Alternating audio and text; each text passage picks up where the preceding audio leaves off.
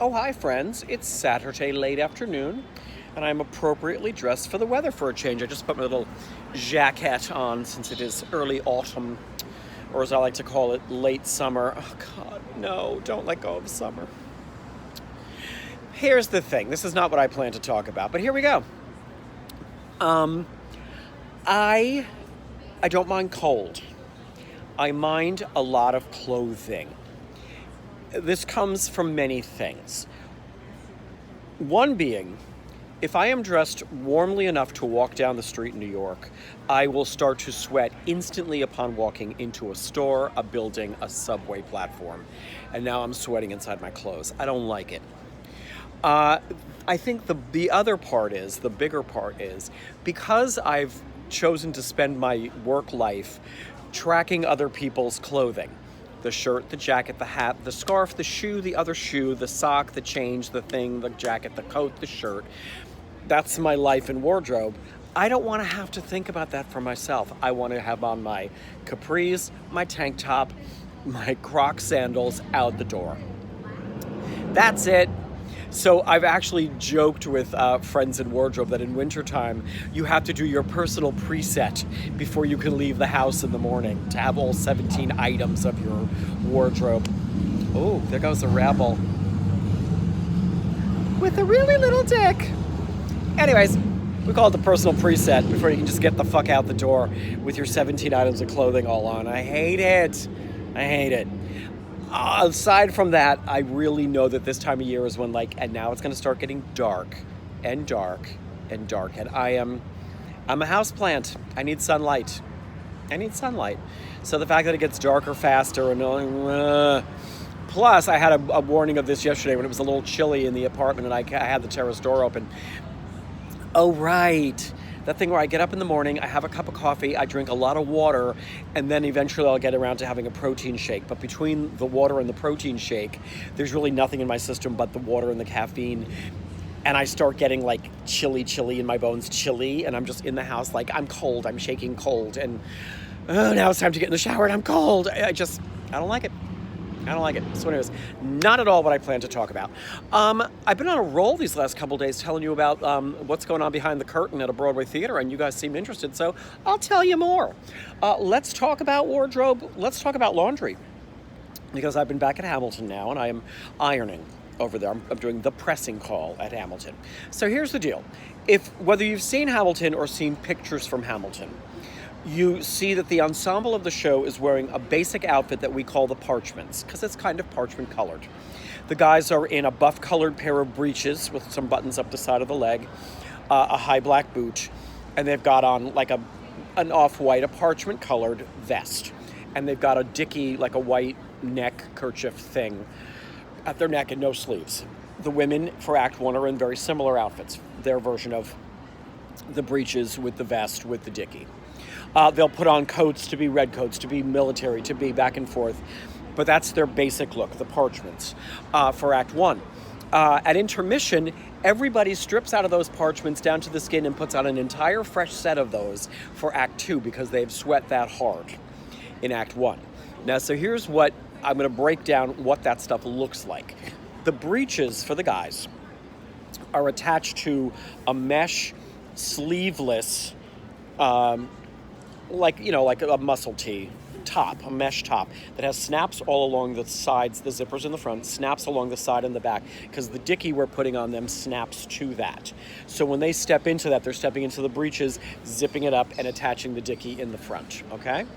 For Act 2, they have their second exact same jumpsuit with a different dickie. It's got a black stripe for the neck around it, so we have the Act 1 version and the Act 2 version snapped on, and they put it on. Are you hearing that squeaky toy situation over there? There are some crazy-ass people in my neighborhood. You're interrupting.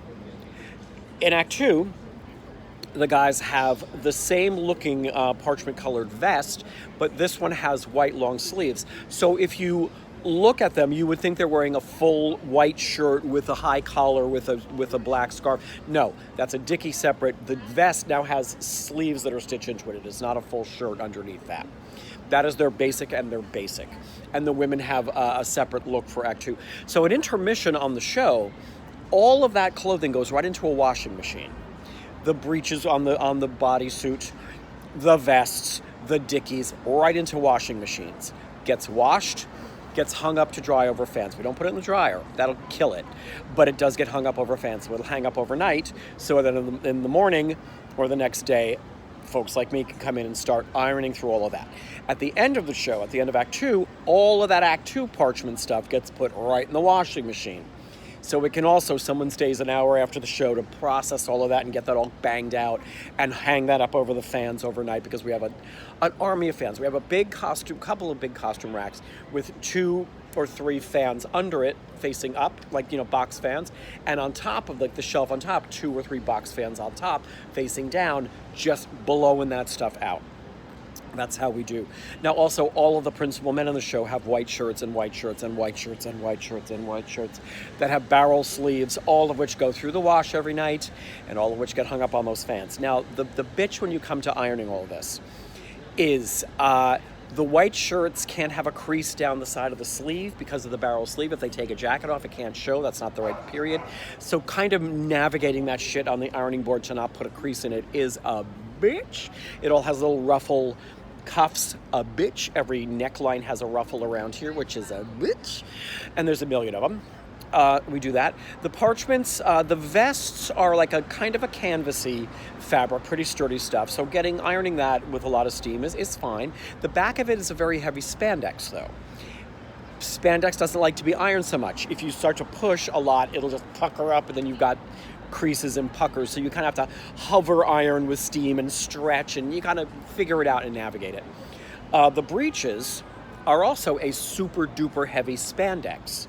So again, hover ironing over them, steamy, steam, steam, and hovering more than pressing is it. We don't do anything with the mesh top. It doesn't get wrinkled at all, but you have to kind of front and back on the breeches to make sure you've got any wrinkles that showed up in the laundry. There's like the rumpledness of having laundered it. What other things? The jackets, the vests that have the attached white sleeves with the big barrel sleeve, they're a bitch also. What we can do with those is we can iron the body, the vest once again, on that stuff, and then steam the sleeves. That's kind of easier and nicer to do. So that's just the basics. And you have 6 guys in the ensemble and 6 women. So that's 12 jumpsuits per show. 6 vests without sleeves, 6 vests with sleeves, 6 Act 1 dickies, 6 Act 2 dickies, all the principal shirts. There are handkerchiefs, there are cravats, there are headscarves, there are the women's breeches, the women's vest, the women's dickies, the women's Act 2 dickies. So, I mean, this is an everyday occurrence of what goes through the laundry system at Hamilton.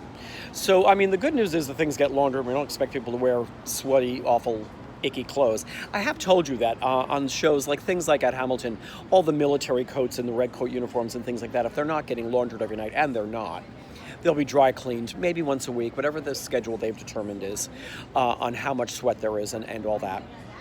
What we'll do in between, I think I've told you this, is cheap vodka in a spray bottle, right into the armpits, in the back, into the lining of it, into the inside of it where it's sweaty. Vodka is alcohol. It'll kill the bacteria. The bacteria is the sweat, which will make the odor.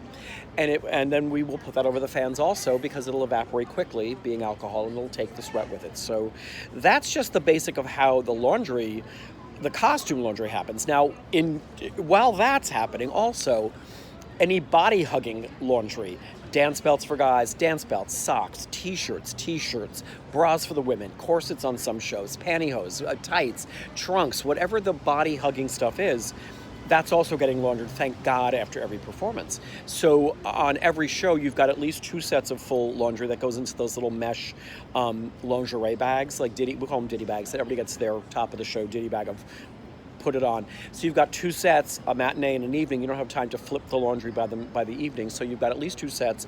In most show situations, you've got 3 sets, because there's always going to be that moment when you get up to the dressing room to start the show, and he puts on the sock and it rips. Let me go get the second pair out of the second bag, but make sure we still got a pair for tonight in the third bag. It's good to have a third. So right there, you can start seeing the army of laundry and the laundry needs. Now, we haven't even discussed the understudy situation, because you've got all the swings and standbys and understudies hanging out.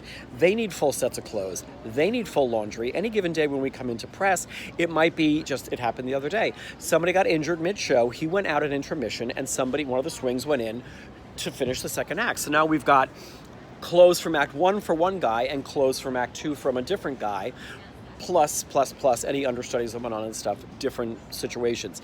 Now, people that are swings and understudies have their own separate costumes when they go on in any of those roles. So it's a lot of clothes, people. So I think you can, again, understand why when it comes to winter and putting on clothing of my own, I don't want to think about it. So there's your deep dive into the thrilling world of laundry on a Broadway show. And maybe tomorrow we'll talk about wigs or something. I don't know. All right, bye now.